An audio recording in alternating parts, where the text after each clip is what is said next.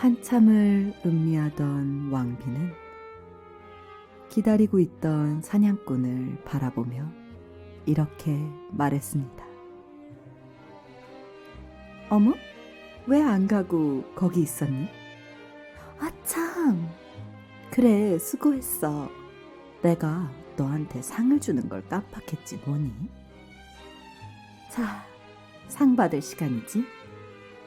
여봐라, 저 사냥꾼을 내 눈앞에서 치워버려라.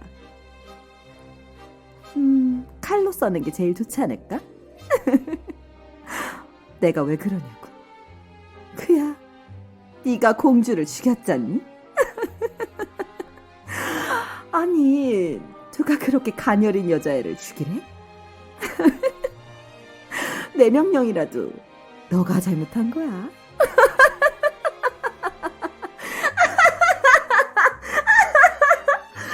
저 버러지를 좀 봐. 저렇게 칼에 썰리고 있잖아? 잘 가라고. 이제 나밖에 모르는 비밀이니까. 얘들아, 저 쓰레기 치워. 한편 불쌍한 백설공주는 커다란 숲에 홀로 남겨졌습니다.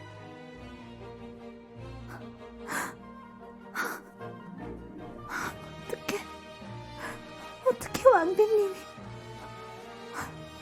왕비님이 나를 그토록 죽이고 싶을 줄은, 그토록 죽이고 싶을 정도로 나를 증오하고 있을 줄이야. 어떻게 그럴 수가 있어?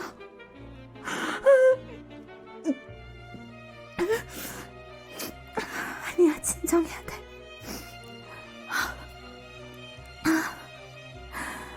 그나저나 이 큰 숲에서 어떻게 빠져나가지?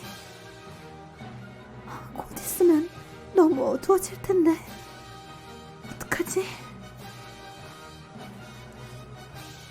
어디선가 짐승의 울음소리가 들려왔습니다. 바람이 지나가면서 나뭇가지들을 흔들었죠. 우거진 나무 잎사귀를 바라보며 백설공주는 돌처럼 굳어 있었습니다. 앞일이 막막했던 백설공주는 밤이 깊어지자 너무 무서워서 졸도할 것 같았죠. 그저 정신없이 눈물을 흘리며 산을 넘고 또 산을 넘었습니다. 그렇게 초인적인 힘으로 공주는 어느새 7개의 산을 넘었습니다. 그때 백설공주의 눈앞에 한 줄기 빛이 들어왔습니다. 나뭇잎을 모두 쥐어짜서 그곳으로 다가가자 작은 오두막이 보였습니다. 집이다. 살았다. 저기 아무도 안 계세요? 저기요. 사실 그곳에는 7명의 난쟁이들이 살고 있었습니다. 그곳에서 그들은 땅 속에 묻혀있는 금과 구리 등의 광물을 캐내어 무기를 만드는 일을 하였습니다.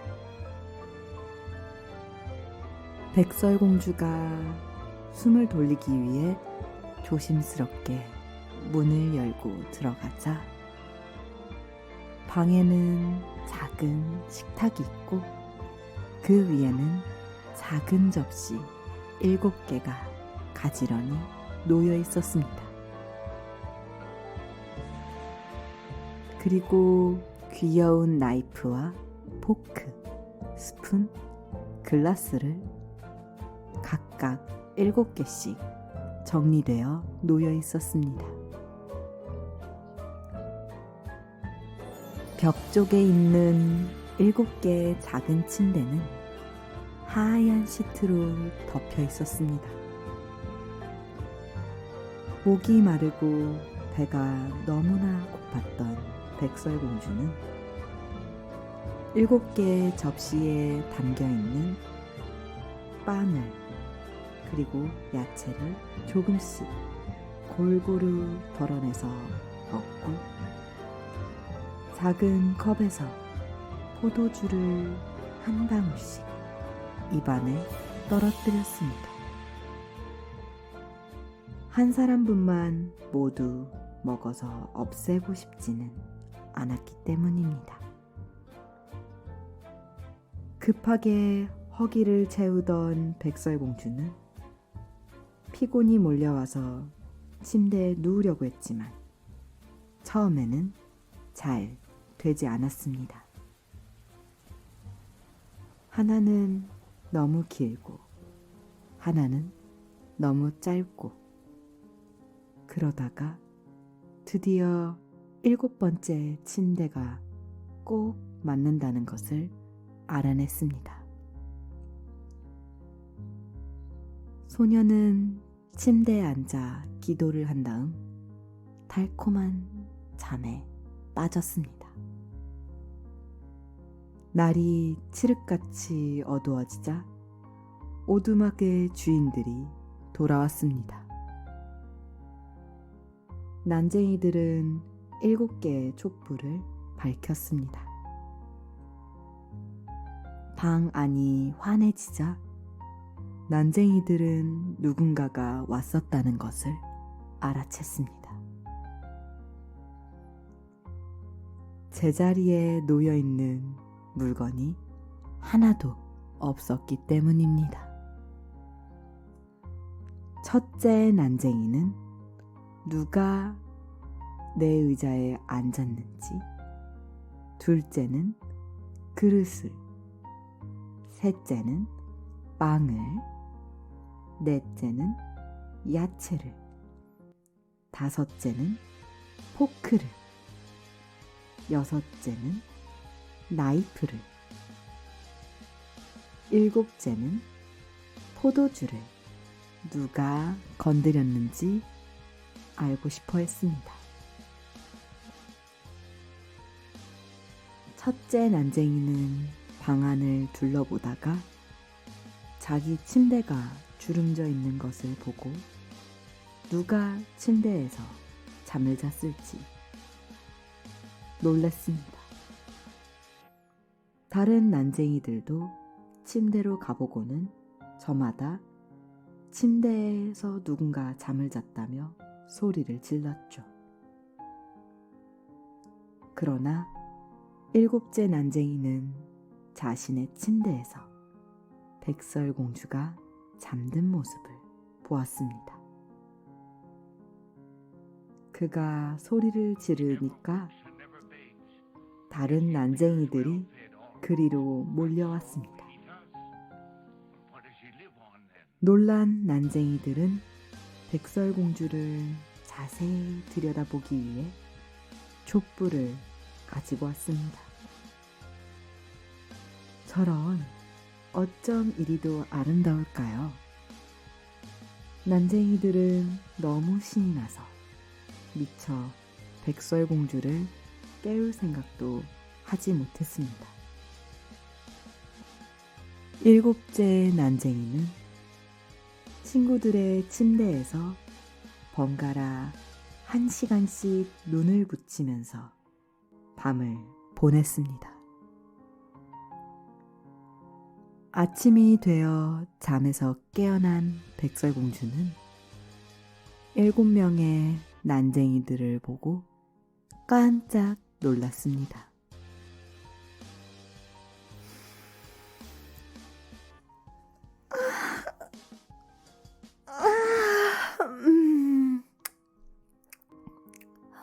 잘 잤다.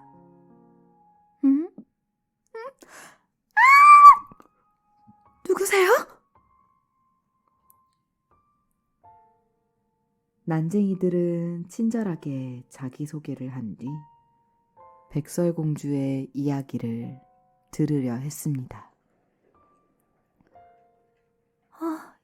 여러분들 너무 놀라셨죠?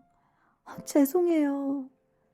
저는 저 먼 왕국에서 온 백설공주라고 합니다. 저 사실은 왕비님께서 저를 많이 미워하세요. 그래서 왕비님께서 저를 죽이기 위해 사냥꾼을 보냈는데 다행히 그분이 저를 불쌍하게 여겨서 목숨을 구해줬어요. 그래서 하루 종일 걷다가 마침내 여기까지 오게 됐어요. 사정을 들은 난쟁이들은 입을 모아 백설공주에게 마음 놓고 머무르라고 말했습니다. 집에서 살림을 하면서 자신들을 위해 요리를 하고 잠자리를 보아주고 씻겨주고 바느질과 뜨개질을 해서 집안을 깔끔하게 정리만 해준다면 함께 살아도 좋다고 말했죠.